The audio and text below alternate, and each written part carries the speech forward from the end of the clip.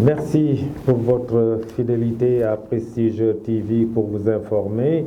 Au sommaire de cette édition, recrudescence du paludisme et de la grippe, le centre antipaludisme de Thiès est le rendez-vous de plusieurs patients. Nos reporters étaient sur les lieux. Dr Ngoy Si s'exprime dans ce journal. Le bureau politique de PASTEF dénonce les arrestations massives et interpelle l'État sur les difficultés quotidiennes des populations. Il a tenu un point de presse. Et puis, finale, zone 1B de l'ODCAV de Thiès, Petit Thiali défie l'ASC Diakhao. Nous serons dans la ferveur de cette finale prévue pour le vendredi prochain. La page de l'actualité nationale avant celle de l'actualité internationale et la page des sports viendra boucler ce journal dans un court instant. Le développement.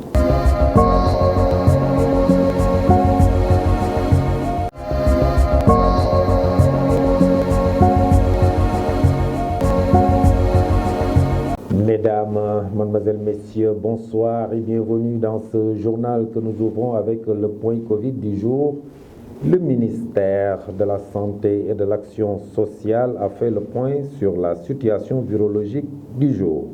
En ce mercredi 9 novembre 2022, sur 326 tests réalisés, 2 cas sont revenus positifs au coronavirus. 7 patients hospitalisés ont été contrôlés négatifs et déclarés guéris. Aucun cas grave n'est pris en charge dans les services de réanimation des hôpitaux. Aucun cas de décès n'a été enregistré hier mardi 8 novembre 2022. L'état de santé des autres patients reste stable. Nous sommes en fin d'hivernage et la fraîcheur s'annonce. Le paludisme et la grippe gagnent du terrain. Au centre antipaludisme de Thiès, le constat est fait. Nos reporters étaient sur place. Le directeur du centre, Dr Ngoy Si, parle de recrudescence de ces maladies. Il s'exprime au micro de Ndeye Dieye Doudou Dieye. Donc le palu, comme vous le savez, est une maladie parasitaire due donc à un vecteur qu'on appelle Anophèle. Donc, bien précis, on Anophèle gambier, qu'on appelle dans le terme Anophèle gambier, centre large, même si nous avons 3 autres espèces jumelles d'Anophèle qui donnent la maladie selon la zone géographique du pays. Par rapport à la transmission du paludisme au Sénégal en général, mais à Thiès en particulier, les cas augmentent vers le début mi-octobre. Comme je l'ai dit maintenant, parce que à la fin de la saison, juste après la saison des pluies, il y a plusieurs problèmes de lessivage, de remplissage d'eau de ces gîtes et les moustiques pour vivre valablement aussi longtemps que possible pour pouvoir mûrir en tout cas le parasite au niveau de leur corps pour pouvoir le transmettre. Donc nous pouvons dire par rapport à votre question, effectivement il y a des cas. Nous avons des cas depuis le mois d'octobre, depuis le début du mois d'octobre, et présentement il y a des cas. Mais si nous le comparons avec l'année 2021, quand même nous avons une petite différence, une petite recrudescence qu'on a eu quand même en octobre 2022. Voilà, donc peut-être qu'au niveau d'autres structures de l'éducation pour la santé, ils auront à même d'expliquer le pourquoi, ou bien le PNLP avec ses démembrements, notamment les postes de santé, le district. Mais on peut peut-être valablement parler de quelque part, peut-être il y a une petite négligence par rapport à la prévention. Mais actuellement, nous avons des cas quand même simples, des cas simples que nous suivons dans le cadre d'un protocole de surveillance des infections en général. Donc nous le suivons au niveau de Palu pour voir un peu l'état de guérison, la durée de guérison de ces personnes. Je vous le disais tout de suite dans le sommaire, le bureau politique du parti PASTEF, les Patriotes, a fait face à la presse pour dénoncer les arrestations multiples et les difficultés quotidienne rencontrée par les populations. Selon les patriotes, l'état de droit est bafoué au Sénégal par le régime en place et ils dénoncent les injustices. Bassirou Diomaye Fall est le porte-parole du jour. Nous le suivons au micro de Prestige TV.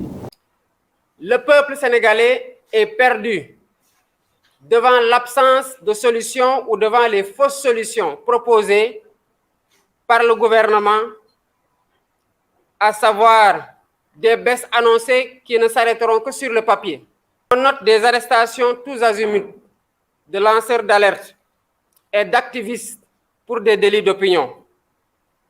On en est arrivé au Sénégal à ce qu'une personne puisse être placée sous mandat de dépôt juste parce qu'il a partagé une satirique avec 3 emojis.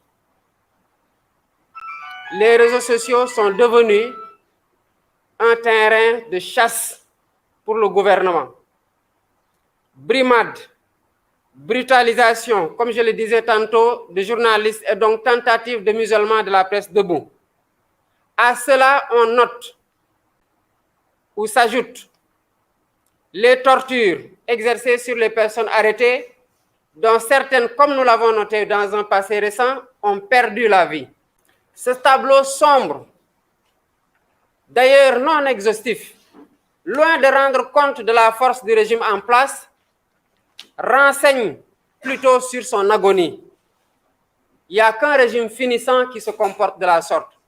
Nous avons noté récemment l'arrestation sans convocation de la garde rapprochée du président Ousmane Sonko pour essayer de mettre un terme au Nemmeeku Tour, entendons par là les visites de proximité que le président Sonko déroule dans le Sénégal des profondeurs.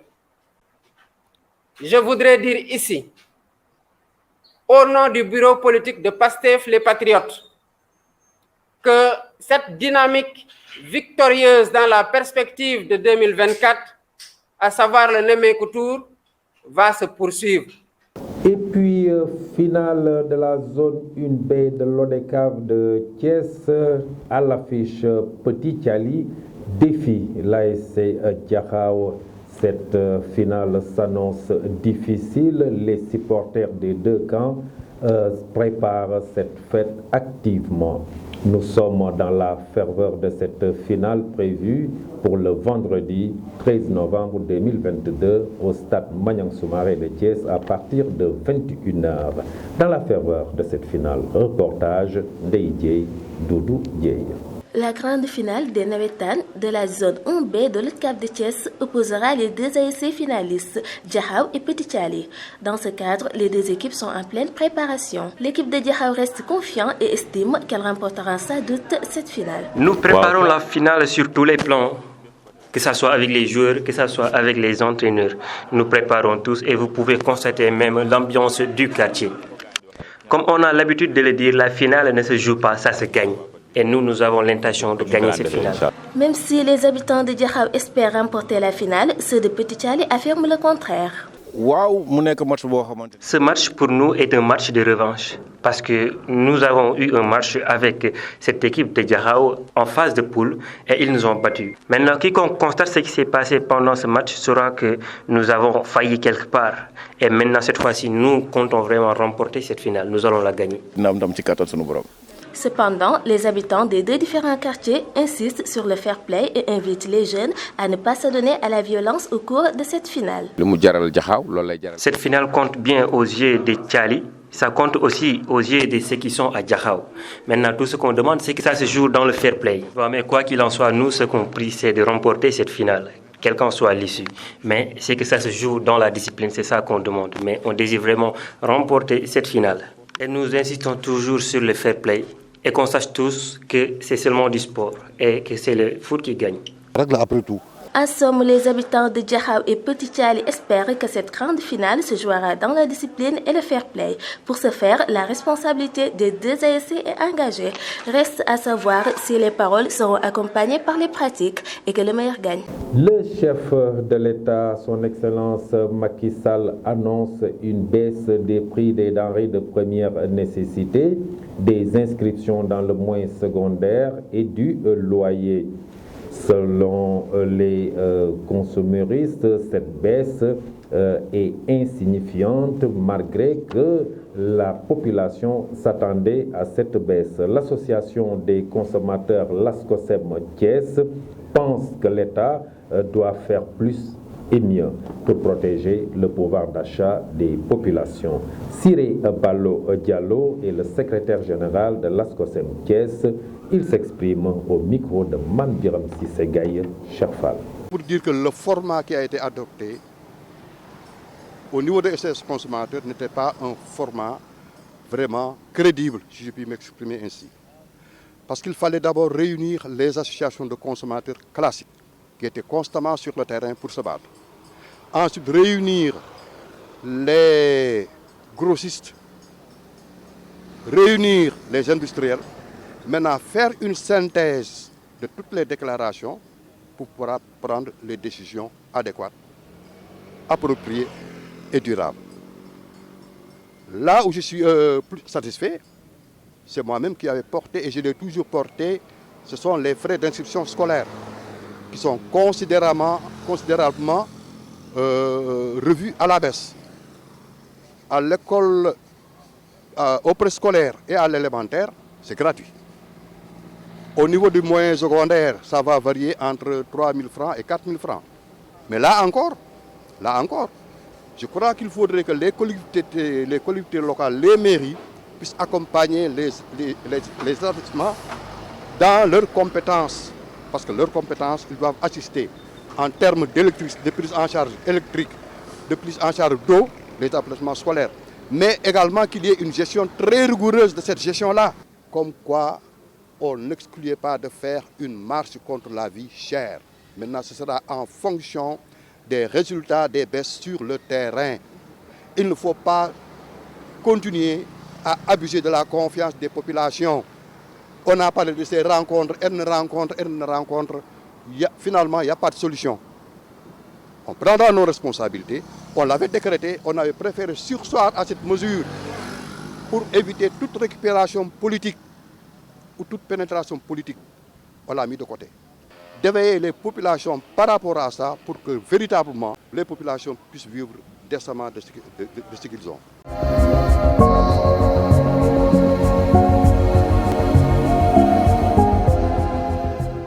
À présent, la page de l'actualité nationale signée Fatou Fall. Démarrons les actualités nationales avec le recrutement des enseignants lors d'une rencontre avec les inspecteurs d'académie du pays. Le ministre de l'Éducation nationale, le Dr Cheikh Oumar Anne, dans le souci de combler très rapidement le déficit d'enseignants dans les filières scientifiques, avait mis l'idée de faire recours à des étudiants dans ce domaine. Cette idée, selon la COSIDEP, est en traduction avec les exigences de qualification des enseignants et l'option politique clairement annoncée de promotion de l'enseignement des mathématiques, des sciences et techniques en lien avec l'oral événement des lycées d'excellence et des récentes classes préparatoires. Ensuite, interdiction du port d'uniforme et tenue militaire. Barthélémy Diaz déchire le communiqué du ministre de l'Intérieur et menace. En conférence de presse 8 novembre, le maire de Dakar, Barthélémy Diaz, a déchiré le communiqué du ministre de l'Intérieur Antoine Diome, rappelant l'encadrement spécifique du port de l'uniforme et l'utilisation des matériels de protection individuelle réservés aux forces de défense et de sécurité. Selon le maire, la note publiée le 3 novembre par l'autorité est illégale. Le communiqué du ministre de l'Intérieur, c'est à la pourriture, a-t-il soutenu en attestant que le communiqué vise à personnaliser les politiques de l'opposition. Barthélémy Diaz entend ainsi prendre toutes les dispositions pour veiller à sa sécurité. Terminons avec l'OFNAC. Les enjeux et défis de la gouvernance forestière au Sénégal suscitent la nécessité de mettre en place un dispositif de prévention des pratiques de fraude et de la corruption qui sont multiples à l'émergence de l'économie forestière et de la préservation des ressources de la faune et de la flore, a souligné le chef de département investigation de l'OFNAC, Ousmane Diallo. M. Diallo a indiqué que ces ressources forestières constituent des produits stratégiques indispensables pour réaliser et consolider un développement durable de nos territoires. C'était tout pour les actualités nationales.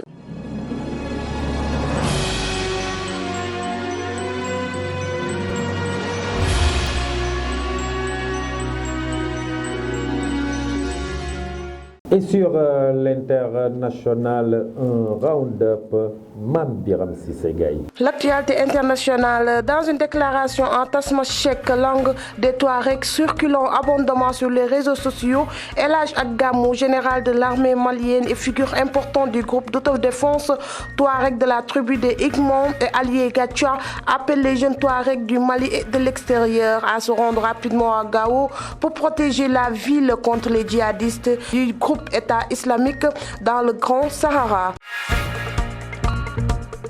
Parlons autre chose. En RD Congo, la perte de plusieurs localités dans l'est du pays passé sous contrôle de la rébellion du M23 dont Bunagana, Roussoukhou et Kiwanja a poussé les autorités congolaises à opter pour le renforcement des effectifs des forces armées engagées sur plusieurs fronts contre des groupes armés. Le président Félix Tshisekedi a lancé un appel à mobilisation et selon l'armée, les jeunes veulent s'enrôler en masse. Terminons avec les élections de mi-mandat aux États-Unis dans la nuit du mardi 8 au mercredi 9 novembre. Les Américains ont fait leur choix et les derniers bureaux de vote ont fermé après des élections de mi-mandat cruciales. Les premiers résultats sont tombés, mais beaucoup de courses clés restent encore incertains. Ces élections de mi-mandat sont cruciales pour les 2 prochaines années de la présidence de Joe Biden. Les républicains semblent en voie de reprendre la majorité à la Chambre des représentants, tandis que la course pour le Sénat est ultra serrée. C'était tout pour l'actualité internationale.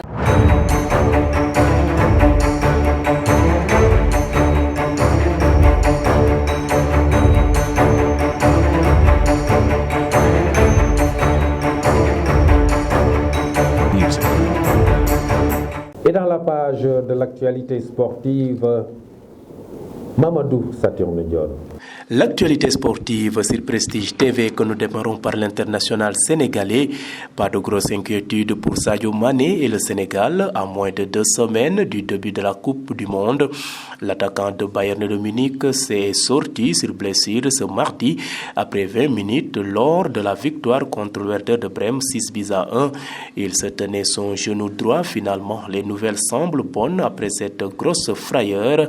En effet, le champion d'Afrique de 30 ans a bien reçu un coup sur son genou droit, mais il devrait très rapidement s'en remettre et sa participation à la Coupe du Monde avec les Lions ne serait pas remise en cause. Le ministre des Sports, Yankoba Diattara, a invité mardi l'équipe féminine de handball du Sénégal à tirer parti de son expérience et de ses qualités pour remporter le championnat d'Afrique des Nations qui va démarrer mercredi à Dakar. Yankoba Diattara intervenait à la cérémonie de remise du drapeau national aux Lions du handball à Saly Portudal. Il a exhorté les Lions à se concentrer sur leur objectif de remporter le trophée continental à domicile. Depuis quelques années, vous avez bouleversé la hiérarchie sur les parquets d'Afrique où vous avez ouvert une page de gloire pour le Sénégal. Cette performance est le fruit de votre détermination, les a-t-il lancé. Bouclons cette page sportive par la Fédération sénégalaise de football qui informe que le sélectionneur national tiendra une conférence de presse ce vendredi 11 novembre 2022 à 10h. L'occasion pour le sélectionneur de dévoiler Les joueurs qui prendront part à la 22e édition de la Coupe du Monde au Qatar. Pour rappel, le Sénégal est dans le groupe A avec les Pays-Bas, le Qatar et l'Équateur. S'apprête à disputer sa 3e Coupe du Monde de son histoire. Aliou Cissé va peut-être procéder à quelques ajustements pour constituer la liste. Merci Mamadou Saturne Ndione pour cette page sportive qui vient boucler cette édition. Merci de l'avoir suivi. Passez une excellente fin de soirée. Au revoir.